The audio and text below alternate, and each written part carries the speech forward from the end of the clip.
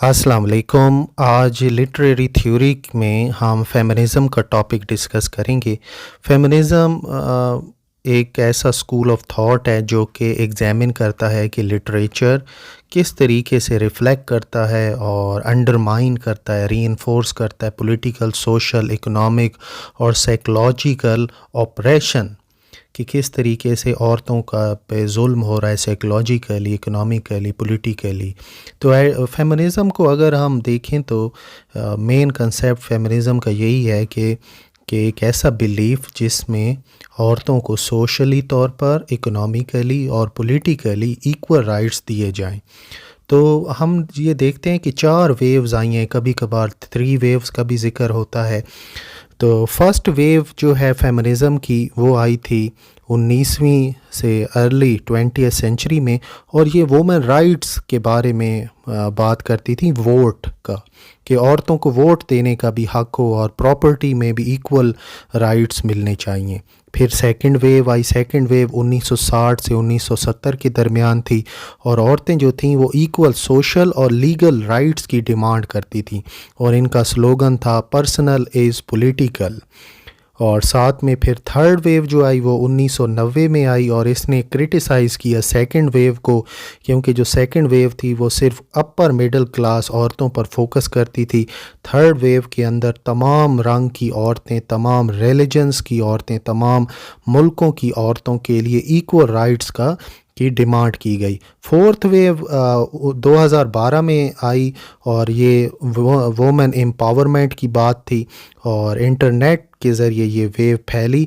Harvey Weinstein Hollywood के एक director हैं, वो बहुत ज़्यादा उन्होंने औरतों को ज़्यादती का निशाना बनाया, और औरतें फिर बाहर निकली घरों से, और उन्होंने कहा कि इसने मुझे भी ज़्यादती का निशाना बनाया, इसने मुझे भी, और me too me too me too, हर औरत ये कहती हुई बाहर निकली और बाहर।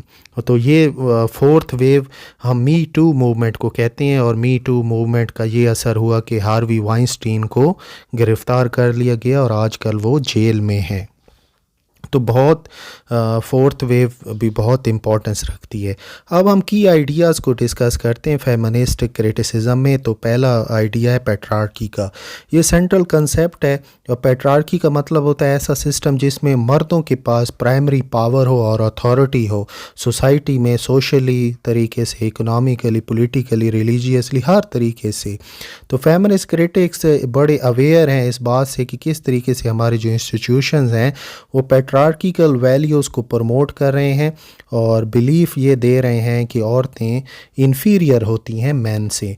फिर जेंडर रोल्स का जिक्र आता है। फेमिनिस्ट क्रिटिक्स से ये बड़े कंसर्न है कि हमारा जो कल्चर है वो जेंडर रोल को डिक्टेट कराता है, कि हम एक्सपेक्ट करते हैं कि औरतें और मर्दों को एक जैसा बिहेव करना चाहिए, सोचना चाहिए, महसूस करना चाहिए, लेकिन जो सेक्स है वो हमारे बायोलॉजिकल डिफरेंसेस को सिर्फ रेफ़र करता है। जेंडर की तरफ हमारा कल्चर और लिटरेचर और प्रोग्राम ये सब कुछ हमें रेफ़र करते हैं।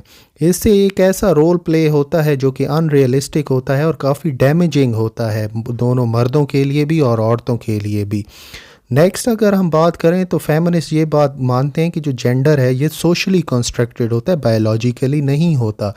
बायोलॉजिकली तो मेल और फीमेल पैदा तो हो गए, लेकिन सोशली तौर पे हम ये कहेंगे कि एक सोसाइटी में ये बात मानी जाएगी कि औरतें ही सिर्फ इन्फीरियर होती हैं, इनका ये काम भी थोड़ा कर सकती हैं, इनकी ज़हानत भी इतनी नहीं होती। ये सारी बातें सोशली होती हैं, बायोलॉजिकली ऐसा नहीं होता।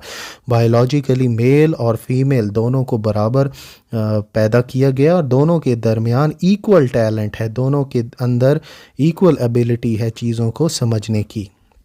नेक्स्ट हम ये देखें कि मार्जिनलाइजेशन हो रही है वोमेन एक्सपीरियंस की। पैट्रियार्किकल आइडियोलॉजी ये बात कहती है कि जो मेल पर्सपेक्टिव है ह्यूमन बीइंग का उसी को आप प्रमोट करें। जो वोमेन एक्सपीरियंसेस हैं उनको अक्सर इग्नोर किया जाता है और मिस रिप्रेजेंट किया जाता है। वोमेन की स्टोरीज़, आइडियाज़, एकम्पलिशमेंट को इनविजिबल लिटरेचर में किया जाता है, हिस्ट्री में, साइंस और अदर फील्ड में।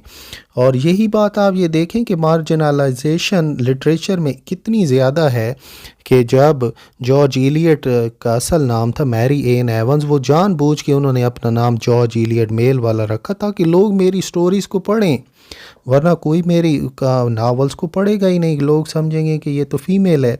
तो अर्ली फेमिनिस्ट क्रिटिसिज्म जो था वो ज़्यादा फोकस करता था वाइट मिडिल क्लास औरतों के ऊपर। जो आजकल की फेमिनिज़म है इसमें काफ़ी डिफरेंस है वुमेन एक्सपीरियंस के ऊपर और ऑपरेशन के ऊपर। साथ में हम ये बात ये देखें कि मुख्तलिफ़ किस्म के जो जुल्म है, जैसे रेसिज्म है, होमोफोबिया है, ये सारे मुख्तलिफ़ किस्म के एक्सपीरियंस बनाते हैं औरतों के लिए और ख़ास तौर पे वर्किंग क्लास के लिए।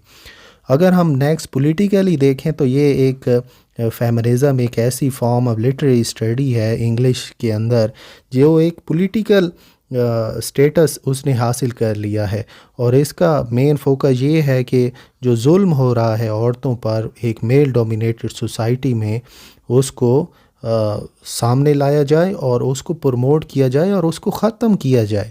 अगर हम फेमिनिज़म को लिटरेचर पे अप्लाई करें तो हम फ़ीमेल कैरेक्टर्स को एनालाइज़ करेंगे बहुत डीपली कि किस तरीके से उनको पोर्ट्रे किया गया है और उनको स्टीरियोटाइप्स के तौर पर बयान किया गया है और ये कहा गया है कि वो मेल डोमिनेंस की बात सपोर्ट करती हैं और किस तरीके से इनका मर्दों के साथ रिलेशनशिप है, बिहेवियर किस तरह से है और किस तरह से ये एक्टिव हैं मर्दों की लाइफ में।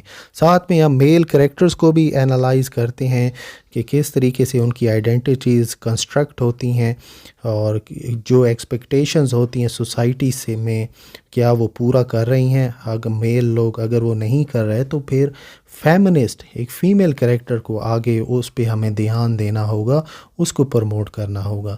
नेक्स्ट हम ये देखें कि जो एक लिटरेचर के अंदर हम लैंग्वेज को भी बहुत ज़्यादा एनालाइज करते हैं कि जो मेल प्रोनाउंस है ही और हिम को यूनिवर्सली तौर पर सारे लोग इंसानों के लिए रेफ़र किया जा रहा होता है और जिस तरीके से ये जो ही और हिम के जो लैंग्वेज है ये बेसिकली मर्दों के लिए इस्तेमाल हो रही है और इसमें किस तरीके से औरतों को इग्नोर किया जा रहा है। और साथ में जो हम लिटरेचर के ज़रिए ये भी औरतों की जो वॉइसेस हैं उनको भी रिकवर करने की कोशिश करते हैं और किस तरीके से इनको मार्जिनलाइज किया गया है। और हम ये भी देखते हैं कि एक अगर शेक्सपियरियन ट्रेजेडी है तो उसके अंदर एक फेमिनिस्ट क्रिटिक ये बात देखेगा कि किस तरीके से फ़ीमेल के जो करैक्टर्स हैं उनको या तो बहुत ज़्यादा पाक साफ वर्जन्स बना के दिखाया गया या फिर वो बहुत ही ख़तरनाक टेम्पट्रेस हैं दूसरों को वर्गलाने वाली, और किस तरीके से ट्रेजेडी जो है वो सेक्सुअल ट्रांसग्रेशन के बाद सामने आती है। तो ये एक तरीका है जिसके ज़रिए हम फेमिनिस्ट क्रिटिक्स जो है वो लिटरेचर को एनालाइज करते हैं। अब हम मुख्तलिफ़ टाइप्स हैं फेमिनिज़म की, इनको भी हम डिस्कस कर लेते हैं। एक लिबरल फेमिनिज़म है, ये बात कहती है कि औरतें जो है रैशनल बीइंग हैं, इनका हक़ है कि वो जॉब करें, बिज़नेस करें, हाउस वाइफ बने, ये उन पर डिपेंड है, आप उन पे ज़ोर ज़बरदस्ती ना करें। रेडिकल फेमिनिज़म है, इसका मेन मकसद ये है कि पैट्रियार्की जो है इसको ख़त्म करें, एक रेवोल्यूशन है जिससे मेल डोमिनेटेड कंसेप्ट को ख़त्म किया जाए। मार्क्सिस्ट फेमिनिज़म ये इनइक्वालिटी को स्टडी करता है, क्लास और जेंडर के हवाले से। वर्किंग वुमेन डबली सुप्रेस्ड होगी, एक तो मिडिल क्लास उसे सुप्रेस्ड करेगी, एक वर्किंग क्लास मैन उसे सुप्रेस करेंगे। सोशलिस्ट फेमिनिज़म ये बात कहती है कि औरतें जो हैं वो सुप्रेस हैं जेंडर की वजह से नहीं, लेकिन उनकी एज, रेस, क्लास और रिलीजन की वजह से। सोसाइटी में हमने चेंजेस लानी है। कल्चरल फेमिनिज़म ये एक ऐसी फ़िलासफ़ी को की तरह रेफ़र करती है कि मेन और वुमेन जो है डिफरेंट अप्रोच है वर्ल्ड की उनके आसपास, और जो मॉडर्न सोसाइटी है ये मैस्कुलाइन बिहेवियर को प्रमोट करने से काफ़ी इससे तकलीफ़ मिलती है और इसको फेमिनिन जो बिहेवियर है जैसे कोऑपरेशन, काइंडनेस, पीस, इसको प्रमोट करना चाहिए। ब्लैक फेमिनिज़म ये इसे हम पोस्ट कॉलोनियल फेमिनिज़म भी कहते हैं, और ब्लैक वुमेन जो हैं इनके ऊपर कितना नेगेटिव इम्पैक्ट हुआ है रेसिज्म का और क्लास डिस्क्रिमिनेशन का। ब्लैक और ब्राउन वुमेन ने बहुत प्रॉब्लम फेस किए हैं जेंडर की वजह से भी और अपने कलर की वजह से भी। इको फेमिनिज़म ये एम्फसिस होता है कि किस तरीके से हम नेचर को एक्सप्लॉइट कर रहे हैं औरतों को पर जुल्म करके। ये क्रिटिसाइज़ करती है इस अप्रोच को कि जिस तरह हम एक नेचर से एक चीज़ लेते हैं उसका इस्तेमाल करके उसे फेंक देते हैं, इसी तरह मर्द भी औरत का इस्तेमाल करते हैं, उन्हें हवस का निशाना बनाते हैं और फिर उसके फेंक देते हैं। यानी औरतों के साथ जुल्म बेसिकली कुदरत के साथ जुल्म है।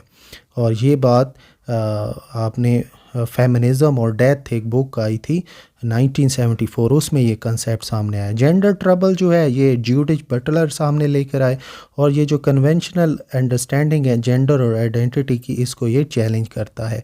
गाइनो क्रिटिसिज्म, ये एलेन शोवाल्टर ने टूवर्ड्स अ फेमिनिस्ट पोएटिक्स 1979 में ये कंसेप्ट सामने लाई, और ये बात ये कहती थी कि वुमेन राइटिंग की सेलिब्रेशन पे एम्फोसिस था कि एक लिटरेचर को आप फीमेल पर्सपेक्टिव से देखें कि ये जो प्रोडक्शन ऑफ राइटिंग है, एक औरत अगर एक वर्क लिखती है तो इसको एनालाइज करने का हक भी सिर्फ़ और सिर्फ एक फ़ीमेल के पास ही होना चाहिए। सिर्फ अगर एक वर्क एक औरत लिख रही है तो इसको एनालाइज भी सिर्फ औरतें ही करें। एक और टर्म है हमारे पास इक्रेचर फेमिनिज़म। ये फ्रेंच फेमिनिस्ट हेलेन सीसिक्स ने लॉ ऑफ मेड्यूसा 1975 में ये टर्म इंट्रोड्यूस कराई। ये एक ऐसी राइटिंग की को पर एम्फसिस करती है जिसमें जो फीमेल बॉडी के एक्सपीरियंस और एक्सप्रेशन पर एम्फसिस है कि एक औरत की जो बॉडी है और उसका जो एक्सपीरियंस है उसको सिर्फ़ और सिर्फ एक फ़ीमेल ही बयान करेगी। एक मेल डोमिनेटेड सोसाइटी के अंदर एक मेल राइटर औरत के जिस्म के बारे में और उसके एक्सपीरियंस के बारे में नहीं लिखे कि only female can tell you about her body and no male can describe it. कि ये एम्फसिस ये था कि आपने फ़ीमेल बॉडी और उसकी एक्सपीरियंस को एक फ़ीमेल तरीके से ही देखना है, और ये भी सिर्फ़ एक फ़ीमेल ही को ही करना चाहिए। तो ये मेन टाइप्स थी, ये अक्सर बहुत ज़्यादा पेपर्स में आती हैं, तो आप इन पे बहुत ज़्यादा फोकस कीजिएगा। तो यही था लिटरेरी थ्योरी में फेमिनिज़म का कंसेप्ट।